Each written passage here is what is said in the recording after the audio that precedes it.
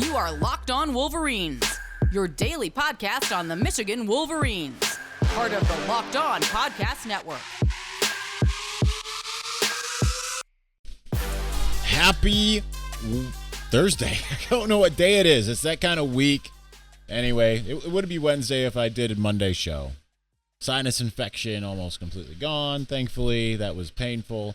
Anyway, Locked On Wolverines podcast, part of the Locked On Podcast Network, where it is your team every day, except for Monday because I couldn't talk. Anyway, hopefully you don't have all the background noise of stuff going on in the background over here. Hopefully I can get rid of that. If not, my apologies. Nonetheless, it is Thursday, therefore it is the Michigan Mailbag. So we are going to get right to that momentarily. But before we do, I do want to tell you that, of course, everything closed here. Today's episode of Locked On Wolverines brought to you by McDonald's, proudly serving communities since 1965. McDonald's has always been more than just a place to get tasty, affordable food. It's an unofficial community center. A big thank you to our friends at McDonald's for always being there. I'm loving it. All right, so let us get right to it, starting with our leaders and best. Not everyone asked a question, but most everyone did, so let's get to it, starting with James Crudup at James Crudup 6. You said you agree with Clad about not being 7-0 at the time without Cade and don't beat OSU without JJ. What games did you see JJ not being able to win, and why did you not think that why do you think that Cade can't get it done versus Ohio State? Now keep in mind this is before we saw the explosion of offense against Michigan State. I'm not really sure what it means yet as far as the passing game is concerned, considering Michigan State now has 130th ranked pass defense, literally the worst pass defense in all of college football. So I don't know. I just think I'm back and forth on this because that was my thought going in, because it's just JJ just has a higher ceiling. You know what I mean? And they're going to need everything. They can't just go in there and be like, well, we're just going to play our game. They can play theirs. Can't do that in that game this year. So I think they need a little special extra. I don't know if it necessarily means JJ starting. I just mean like it's going to take some of his playmaking ability.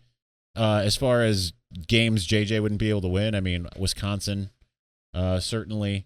I just think that there's a lot more. I know there's a lot more to quarterbacking than just dropping back, making a read, and making a throw.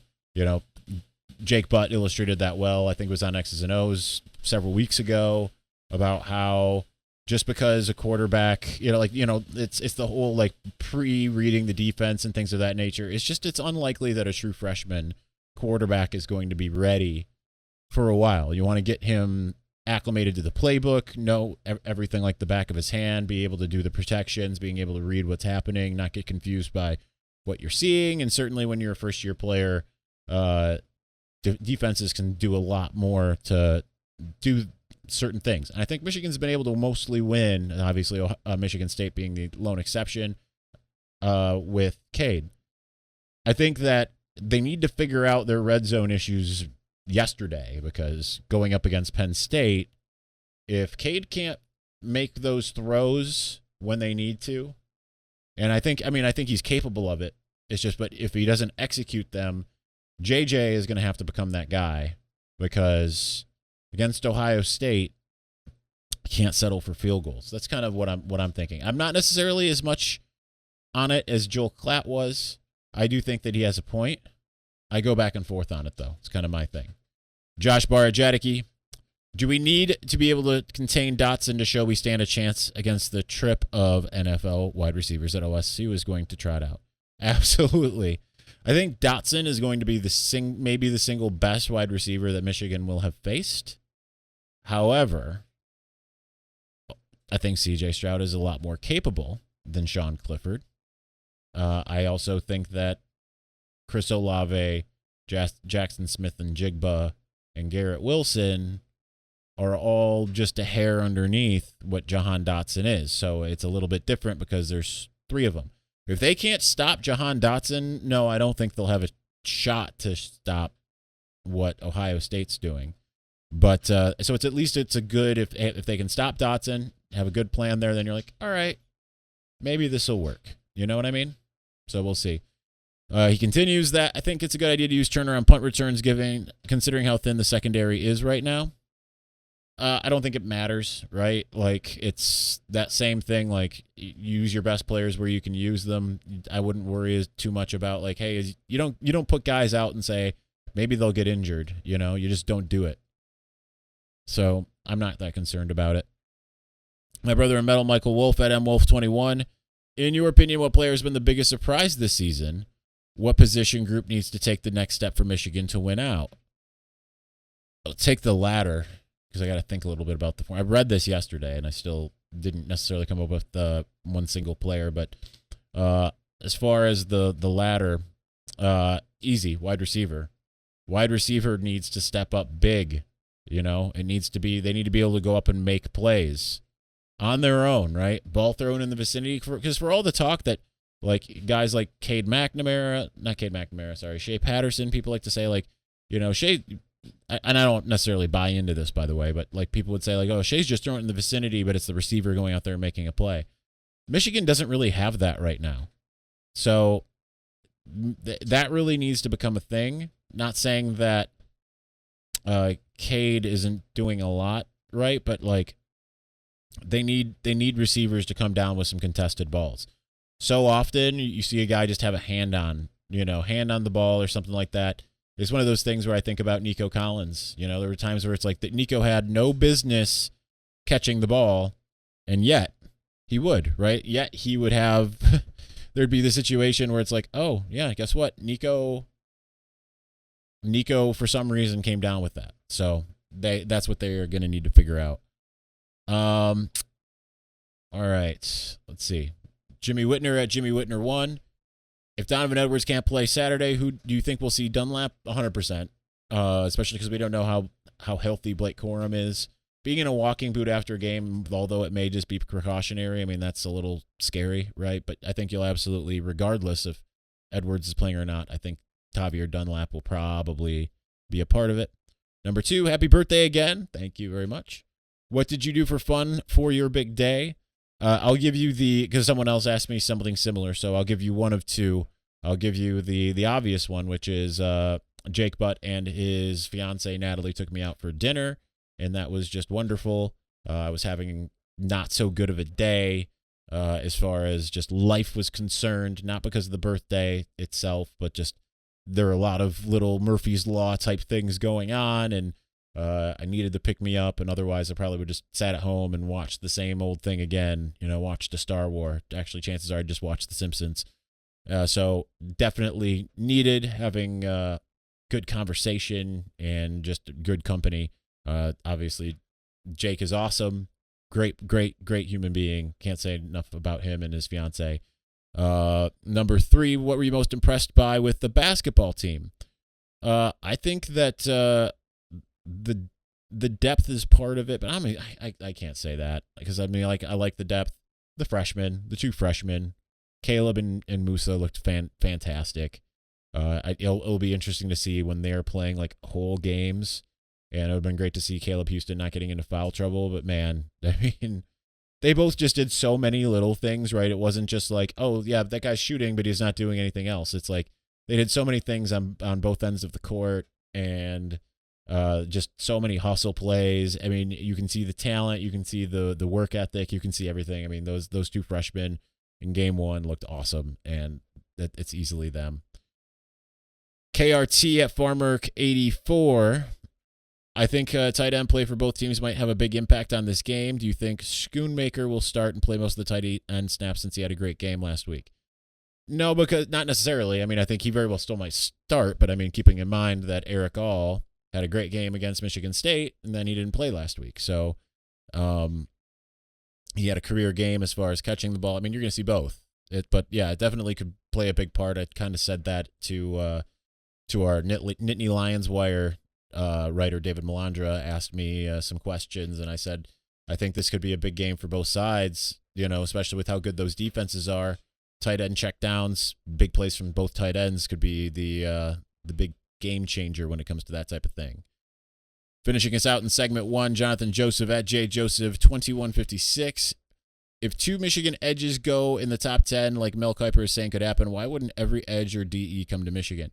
It's kind of weird that like more haven't anyway, because Michigan's really kind of become defensive end in the last several years. And I mean, Ohio State as well. I mean, that's the other thing, because Ohio State always sends their top defensive end pretty high. But Michigan has so many guys that are still playing defensive end in the league. Chris Wormley, I know Taco Charlton just got cut and whatever, but I mean, Wormley was a relatively high pick, third round, I believe. Taco Charlton was a first round. Rashawn Gary was a first round. Chase was second or third, and he's still thriving. And then same thing with Uche, who's a second rounder, and he's starting to really thrive. It just seems like if you're starting defensive end at Michigan, you're going to be at worst a day 2 pick. And now, and Kwity Paye, number 1 first round pick. Now, I mean, you got Aiden, who's clearly going to be a first rounder, and I had a conversation with someone who had said to me that, and I know Mel Kiper has Ojabo that high. They were telling me that Ojabo probably should stay 1 more year, and they said that as far as they're hearing, the actual NFL draft evaluation is second round, which to me, I mean, that's go anyway. But stay 1 more year, and you could be a first overall pick type guy. Maybe that's true. Maybe it's not. I don't know. But, I mean, if he continues to have a torrid pace for these next 3 games, I mean, I had said Aiden Hutchinson with 10 sacks. He's at 7. David Ojabo's at 8. It's incredible. So, anyhow, all right, let's continue momentarily. But before we do, listen, McDonald's has always been more than a place to get tasty, affordable food. It's a place where friends and family can come to reconnect. Place where classmates can meet up for a study group knowing they'll have dependable Wi-Fi and endless supplies of French fries and McFlurries. Win or lose, it's a place where teammates, competitors, the home team, or the away team can come to recharge. It's a place where you always look forward to stopping on a long road trip to rest your legs and to refuel. It's one of those things as far as Wi-Fi is concerned. I've said a million times over now that my former writer used to always, coming back from the big house, stop at McDonald's, get something to eat, use their Wi-Fi, always dependable. He made it a point to say, I go to McDonald's afterwards. But that's the thing. So whether it's going by after a Little League game, stopping by McDonald's after a big sporting event, connecting to Wi-Fi when you need to get work done, for me, it's the breakfast, right? Like I don't eat the McDonald's lunch as much as I did once upon a time, but I do still, if I'm up early and I'm out and about, McDonald's breakfast is still my jam. Grab McDonald's after a busy day when you're late to something and need something delicious and dependable, which I get. I've done that coming home from press conferences back when I lived up in Holly. Anyway, or if have you ever seen the bingo night on Thursdays at your local McDonald's? That's a thing that happens as well. So anyway, head to your local McDonald's, refuel, and connect. I am loving it.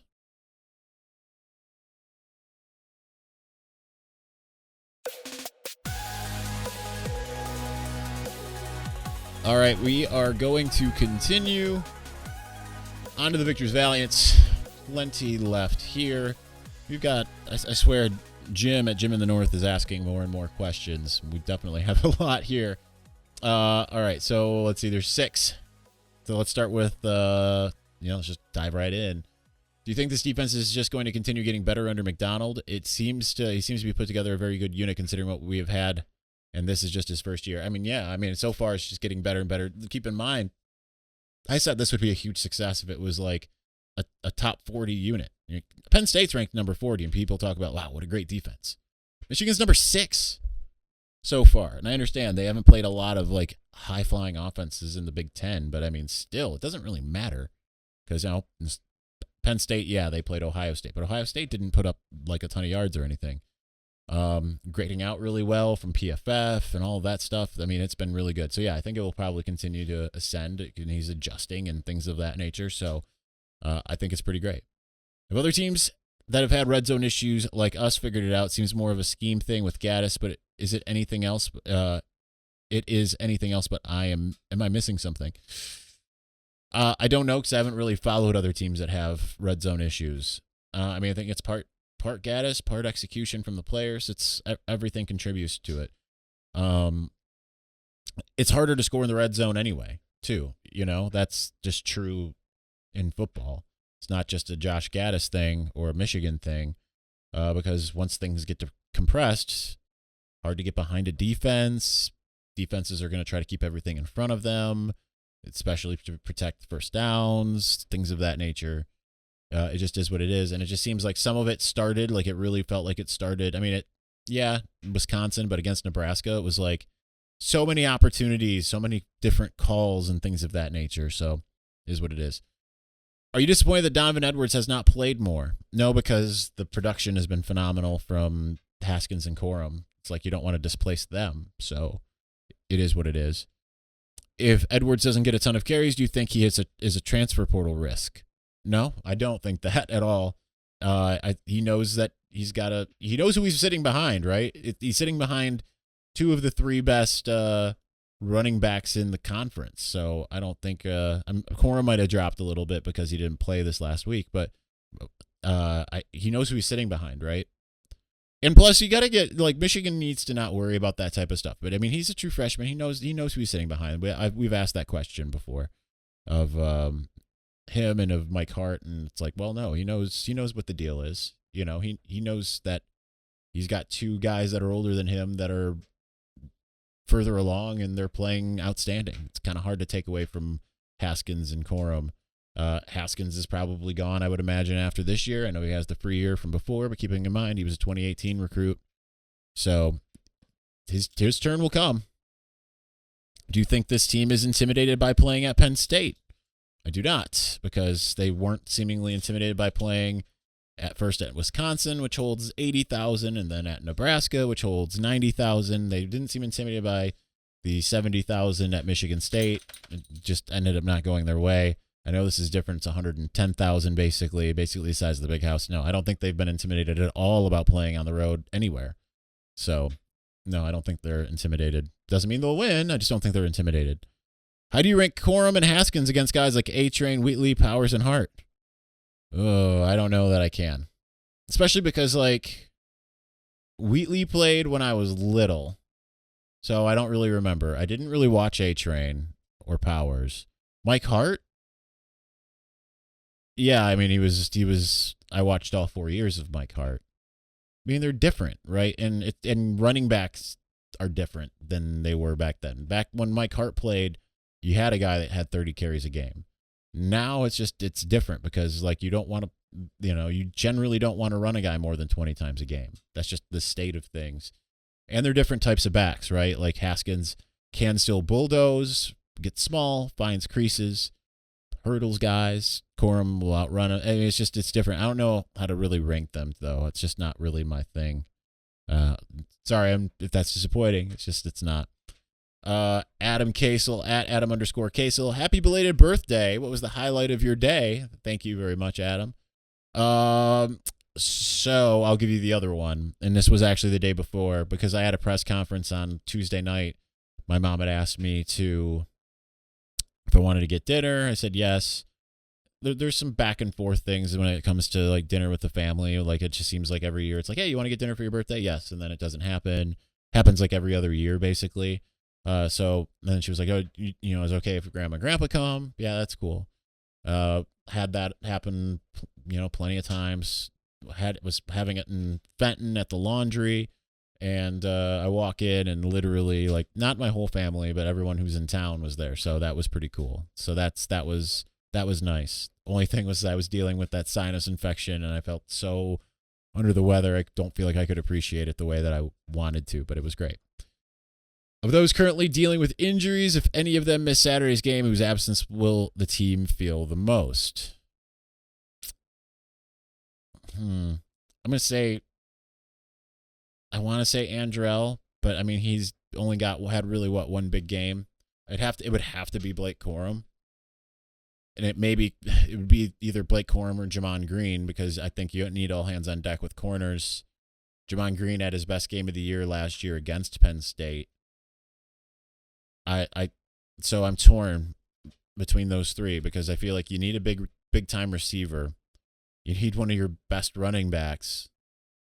And you also need your corners to go up against Jahan Dotson. So any of those three are basically equally split in my mind. Jacob Chavaria at Jacob17213950. Do you agree the coaching staff is messing up the flow with Cade when they randomly throw JJ in? After last week, I'm confused on who our starting quarterback is. I'm dumbfounded when people say we can't win big games without JJ at starting QB after what we've seen from him this year. I just think it's more of he's just got the higher ceiling. And I don't think it's every big game. I think it's Ohio State. You just need him ready for that game, especially if something were to happen to Cade. But outside of that, I don't know. Cade's, I think he won a lot of people over probably with Michigan State and all of that. I don't think the coaching staff is necessarily messing up the flow. It's a little bit different when you put him in for a play or two in a row and then you put Cade back in. If they were giving him whole drives, that would be a different scenario. I don't necessarily like it either way, but I think it's a good way to get him involved. Because people then, if JJ wasn't getting involved, people would be like, oh, is JJ going to transfer and all that kind of stuff too? And I don't really want to deal with that either. But I think they can win big games without JJ at starting quarterback. Again, Joel Klatt said that about Ohio State. I agreed with him at the time. Then the Michigan State game happened. And as long as they have a receiver step up, then I'm feeling a little bit better. But they need to be able to do more than just try to run it down Ohio State's throat, especially because their pass defense is not great. So, Zach Van Lente at Lente Zach, happy belated birthday. Thank you very much. Over/unders, red zone touchdowns for Michigan 2.5. I'll go over. I think that they'll figure it out enough. I'm going to say 3, so there's 21. Maybe they're not all red zone touchdowns, but I think that we'll just say that. Injured players return for Michigan 1.5. I'm going to go over. I think Michigan will. I think that the bulk of them are going to return. I don't know that they'll be full strength, but I think the bulk of them will return. Dotson's touchdowns 2.5, not to just be good news for Michigan, but I'm going to say under because I think that they're going to be really keyed in on him. I'll give him 2.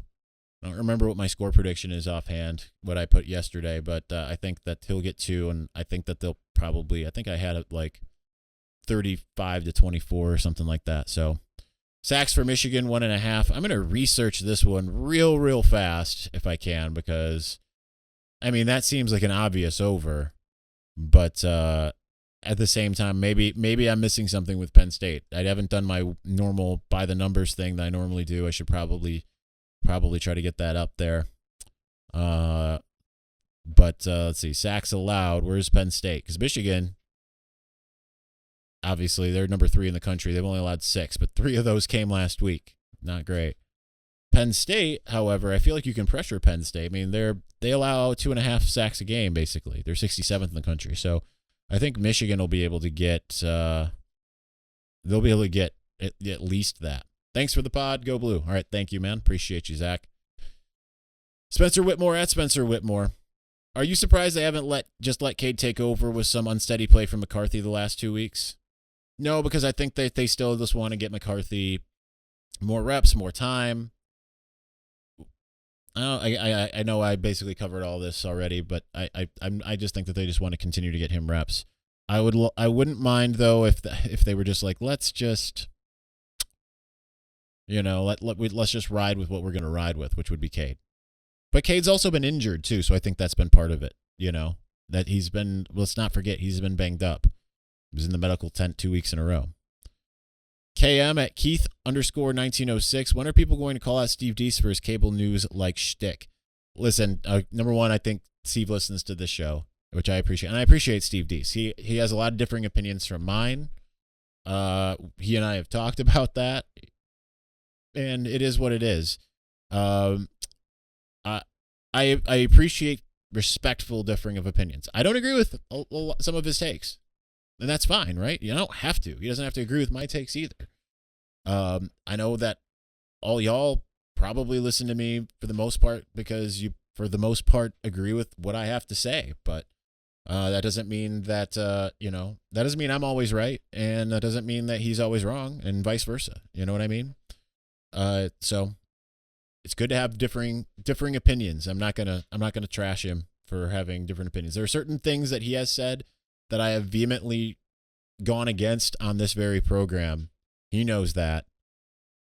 if he says something that I find objectionable, I'll say that I find it objectionable. But that goes for anyone. It could go for Angelique, although Angelique never really says anything that I find objectionable. You know what I mean? It's just is what it is. Rob Anto at Rob Anto1. By the way, I'm not calling out Angelique. I'm just using that as a hypothetical. I am a vehement Angelique Chingelis defender on this program and in life. Rob Anto at Rob Anto1. In your opinion, is the offensive line or defensive backs more vital in this game? I think the defensive backs, because I think if you slow their offense, I mean, granted, you need the offensive line to do its thing. I don't know. Pretty much equal. I know you want an either or. It sucks that I keep on getting those where I can't have a big one. Offensive line just needs to do what it's been doing for the most part, including even with what happened against Indiana. I mean, if they give up 3 sacks, fine, as long as for the most part they're letting the running backs get to the line of scrimmage before all is said and done. Defensive backs, I mean, defensive backs maybe, I guess, all right, they're not as vital only because even with John Dotson, if the defensive line can do its job, then it might not matter, you know. Where do you think Penn State has the advantage in this game? At wide receiver, but that's about it. I don't think there's any other part that necessarily scares me about Penn State. Penn State and Michigan, it seems like every other year one of them's good and the other one's not as good. I mean, they're still good, just not as good. And then the next year they trade. Last year there was kind of a draw of 2 bad teams. Penn State ended up winning. But I think this is a year where Michigan's clearly better. Penn State just isn't as good. I'm not and again, this doesn't mean Michigan is going to win. I'm clearly predicting a Michigan win here.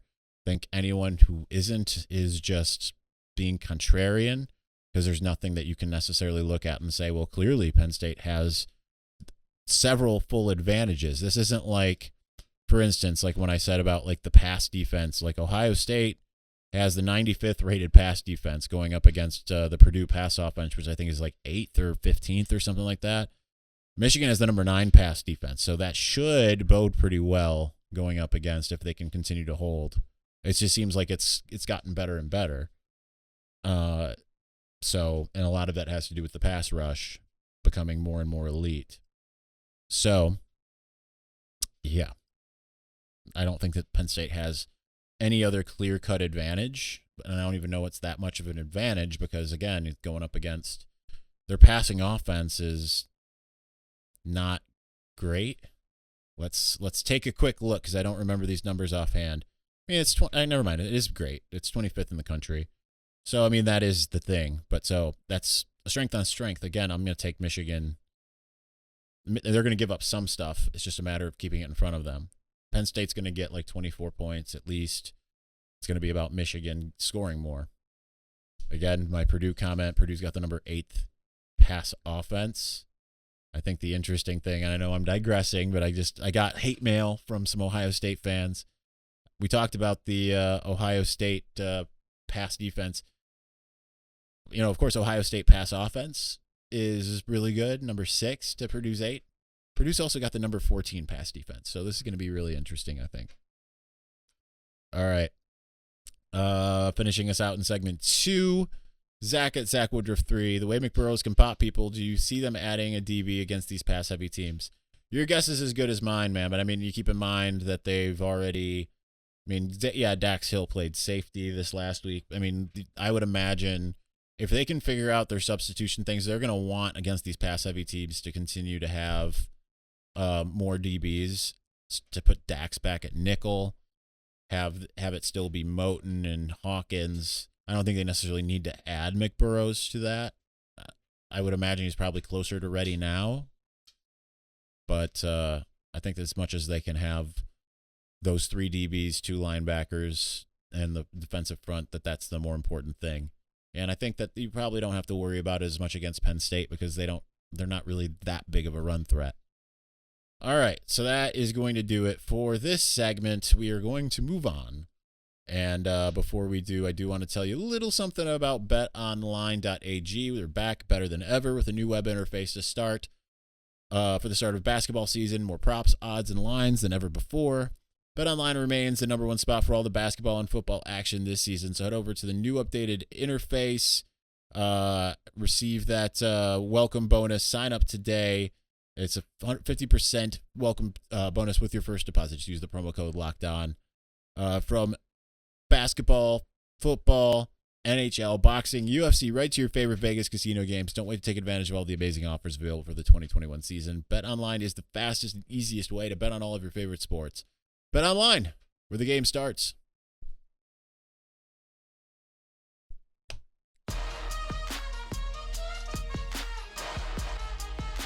All right, let's finish us out. I am not doing very good today. I'm not with it. Not with it today. Thursday is my Saturday, right? And I'm not with it. Trying to be, but I'm not. Marky at Marky Mark Parker. What does Michigan need to do in the next 2 games to make them look like a viable opponent for OSU? Continue to look awesome defensively, particularly this week against a better passing offense, especially because we just looked up Penn State's numbers. Michigan, as far as who it's played in passing offense, I got to go back to it. So, again, Penn State is 25th. I believe that's the best that they have played. So here's the thing. You're getting a really good dose right now, suddenly. If your pass defense can continue to work, you got 25 Penn State, then upgrade that to number 14 Maryland, and then you upgrade that to number 6 Ohio State. So get through those. You've got something, because the best pass offense they've faced yet is number 36 Nebraska. They did mostly a pretty good job there as far as total offense, and I know that's a little bit of everything. Ohio State's number 2. Penn State is not up that high, right? Penn State, I believe, is middling because they have no run game. They're 79th. But still, you get through their passing offense, then good. They've already played 31 Michigan State. They've already played Nebraska, which is 19th. So they've had a little bit of work. It'll just be a matter of, and that Maryland's 46th. So I think that's a good start, basically. And then on the other side, it's just being able to move the ball against some, if you can move the ball against this defense, Penn State, I think you probably are going to be able to move the ball against Ohio State. And not to just use the transitive property, but you saw what happened in the Ohio State-Penn State game. Ohio State struggled to move the ball. It is the number 47 defense, so they're pretty close. Whatever, basically, transitive property, I'm going to transitive property the hell out of this game. If you can move the ball on Penn State, whatever they do in this game is going to be pretty highly indicative offensively of what they're going to be able to do against the Buckeyes. It is not going to be quite the same as far as the defense. I think defensively it's going to be a matter of how do they do against Maryland. So take your points scored in this game, points allowed versus Maryland, and combine them. Because Maryland has no defense, so that's, anyhow. And that's anyhow. Dominic DeLuca at Dominic DeLuca 1. Thoughts on Mike Barrett getting heavy snaps? Will we see this more going forward due to the sub issue? I think that was more against the teams that's going to be balanced. You'll probably see it off and on on Saturday and again against Ohio State. But I'd like to see more of the multiple against Ohio State, though. You're really going to need again to be in nickel and dime packages probably a lot more. So I'm not sure. I think he did a really good job, though, and I think he's certainly deserved it, and it's just more a personnel thing. We'll see. Greg at Greg's Korean Barbecue. When do you expect the first pretzel to be thrown on Saturday? I don't know. Is that a reference I'm missing? Is that a Simpsons reference? Like, here come the pretzels. I don't know. I don't know what that means, so sorry. Sup at Jakob Farnsworth. Is it possible to be this good at basketball this early? I don't know that they're actually super good at basketball yet, necessarily. I mean, obviously they won by 12 points against a good Buffalo team. I think it's an issue where there's still lots of room for growth and improvement. Wait until we're into the ACC challenge and Big Ten and all of that before we start to really judge this team. I wouldn't get too high too fast just yet. Matt Belsey at Belsey Matt, injury updates. That's a total. Tell me you don't listen to the show without telling me you don't listen to the show, because I addressed this on the show this week. I said I'm not going to answer that. Jay Weissman _DPT via Instagram. If MSU and Michigan both win out, do you think the CFP committee puts them both in? We have seen several years with two SEC teams. You can make the argument the Big Ten is as good as the SEC this year, and two 11-1 teams should make the CFP. Well, if Michigan State wins out, they'll go to the Big Ten championship, and so that would be a question: do they beat Wisconsin? Which they would be ahead of Michigan at that point, right? Because they have the extra data point. But, Michigan certainly, if their only loss is a 4-point road loss to MSU, and they beat Ohio State, Penn State, it's going to be hard to keep them out, right? Georgia has to play Alabama. Alabama will have 2 losses at that point. I think Michigan's resume would be as good as anybody's. Michigan State's resume would be as good as anybody's. So it's kind of hard to keep them out at that point. I'm rooting for chaos, personally. That's what I want. Chaos. Charles L. at Charlie L55 to finish us out. What is Michigan's obsession with running almost exclusively up the middle? Is a schematic advantage? Seems like Michigan prefers to play offense in a tiny window when there is so much field to exploit.